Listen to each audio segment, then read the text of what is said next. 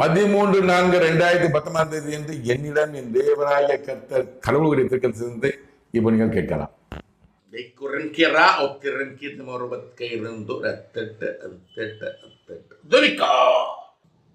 அதிபதி அவனுக்கு விரோதமாக நான் ஆட்சி மாற்றம் உறுதியானது. இதன் விளக்கம் என்னவென்றால், அதிபதி அவனுக்கு விரோதமாக நான், எடப்பாடி பழனிசாமி அவருக்கு விரோதமாக கடவுள். ஆட்சி மாற்றம் உறுதியானது. சிம்பிளா முடிச்சாரு. ஆட்சி மாற்றம் அவரை முதலமைச்சர், அடுத்து முதலமைச்சர் எலெக்ஷன் நிக்கிறாரு. நீ வரமாட்டப்பா ஐயா தம்பி, நீ வரமாட்ட.